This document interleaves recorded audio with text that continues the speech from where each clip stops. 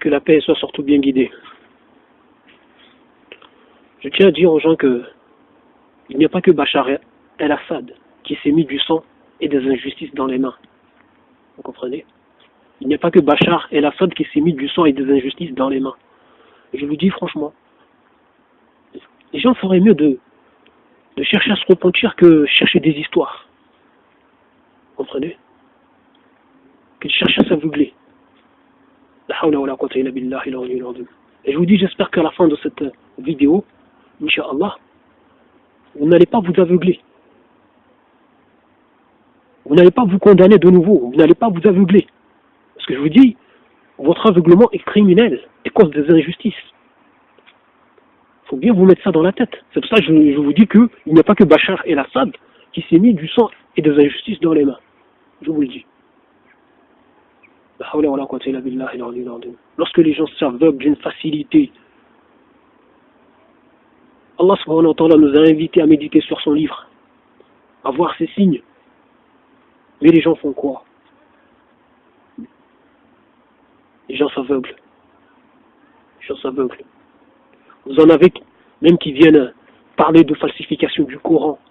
Mais c'est complètement faux de venir parler d'une... Voilà, dire des choses pareilles. Ça va se baser, je ne sais pas, sur un hadith pour venir dire que le Coran a été falsifié. Mais de quel droit vous pouvez vous permettre de faire ça? Les mêmes personnes, de toute façon, parce que ces personnes ne se basent sur aucune méthodologie scientifique, sur aucune méthodologie, c'est juste, bon voilà, les personnes choisissent les hadiths qu'ils veulent bien croire, vous comprenez? Et là, boum! Et c'est quoi ça? Hein?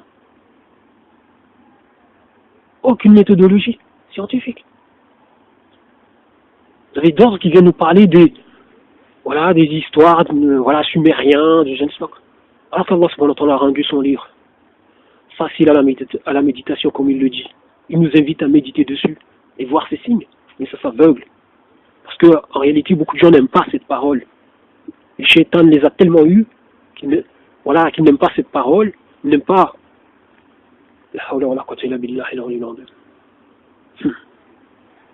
Ne lui accorde aucune importance.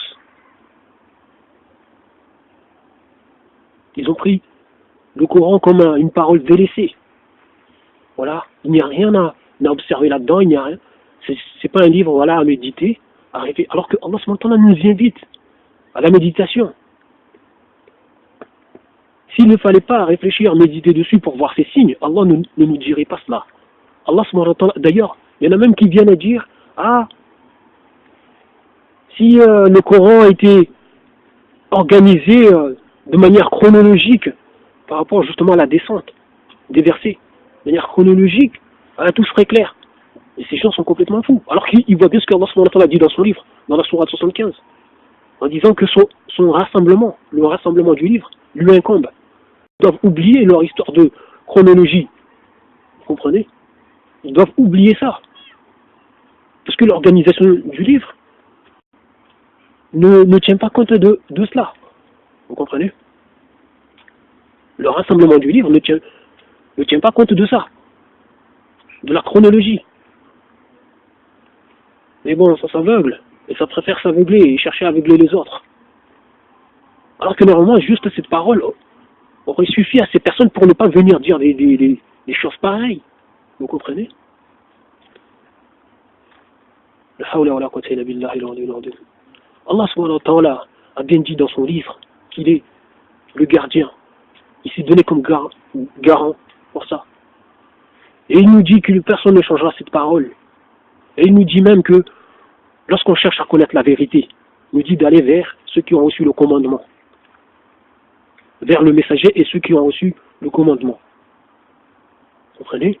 C'est-à-dire que, après que le messager d'Allah sallallahu alayhi wa sallam nous ait quittés, les gens se tournaient vers ceux qui avaient reçu le commandement, les compagnons et les illustres compagnons du messager d'Allah sallallahu alayhi wa sallam.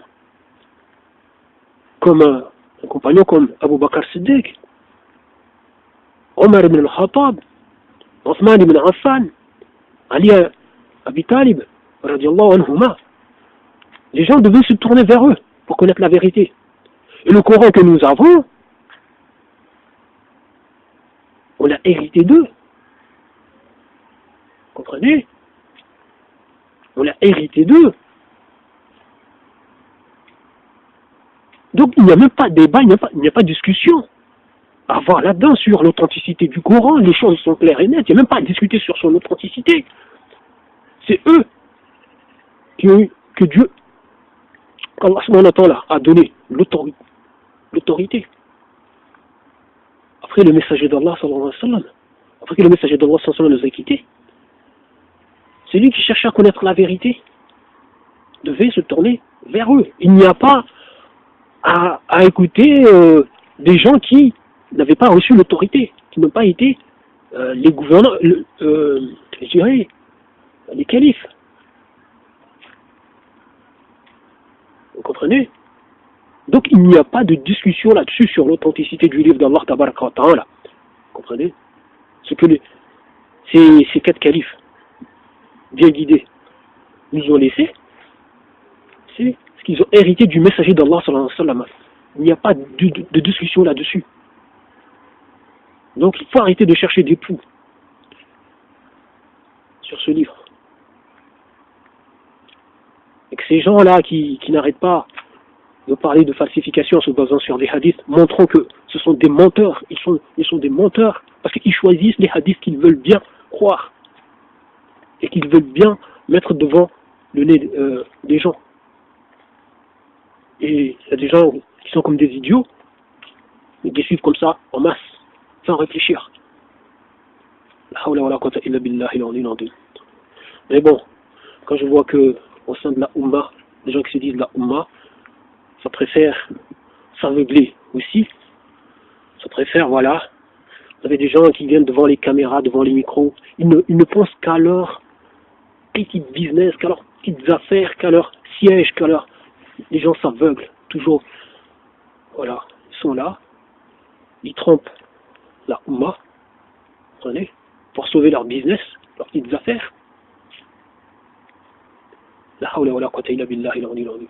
Ça vient parler des difficultés de la Ummah, ça vient parler, voilà, je vous dis franchement, arrêtez de parler de Jérusalem, voilà, de la Palestine, de Al-Quds, arrêtez de parler du Soudan, arrêtez de parler de la Birmanie, arrêtez de parler de Tchétchénie, arrêtez de parler de la Syrie, de l'Irak, arrêtez de parler de tout ça, arrêtez de parler de l'Afghanistan, arrêtez de parler des difficultés des musulmans, parce que vous êtes des menteurs. Si vraiment vous teniez aux personnes dont vous dites, voilà, faire appel pour les soutenir, vous ne vous aveuglerez pas d'une telle facilité. Vous tenez tellement à vos petites postes, à vos petites business, à votre personnalité, que vous vous êtes construit. Et il y a des gens, ils sont là toujours à courir derrière la médiocrité, toujours. Ça s'aveugle. Voilà. Il y a des gens qui viennent là, des youtubeurs, les gens passent leur temps à s'insulter matin, midi, soir. Il y en a même qui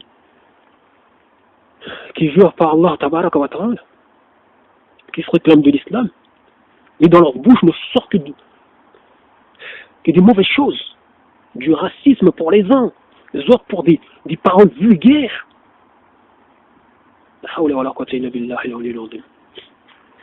Tout ce monde s'aveugle, ça cherche des histoires, ça cherche des hommes, voilà. Allah subhanahu wa ta'ala a fait que pour accomplir de nombreuses choses qu'il y a dans son livre, il a invité les gens à aller vers son messager pour en apprendre la manière dont les choses doivent être pratiquées.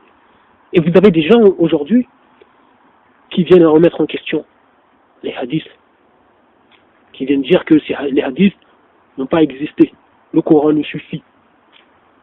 Des gens complètement fous. Vous voyez dans l'état dans lequel la soi-disant Ummah est, dans tout ça, vous avez des gens qui s'aveuglent. Ouais, l'Arabie Saoudite. Ici, en France, dans les médias, les gens sont tout contents. Ah, l'Arabie Saoudite prend un autre virage. Le gouverneur actuel, C'est quelqu'un, voilà, qui ouvre les portes de la modernité. La jeunesse, maintenant, elle est libérée. Voilà. La jeunesse doit faire la même chose. Le même bordel, la même connerie que le reste du monde. Par exemple, sur Internet. Vous comprenez? Et là, c'est une avancée pour eux. Toute la médiocrité que les gens... Ah oui, parce que embrasser la médiocrité, c'est une avancée.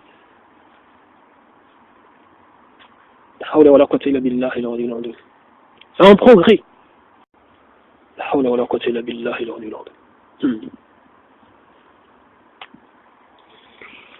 Subhanallah. Moi, je vous annonce que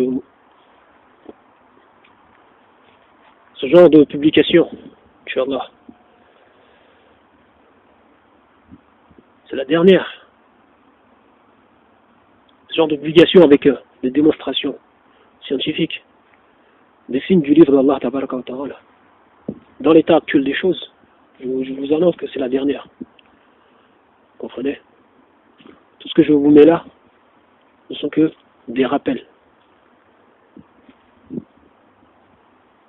Des choses que vous, bien sûr, vous trouverez sur des vidéos précédentes. Donc, mais bon, j'ai voulu faire ça, encore une fois, avec l'espoir que les gens, peut-être, ouvriront les yeux, Inch'Allah, bien sûr, si Allah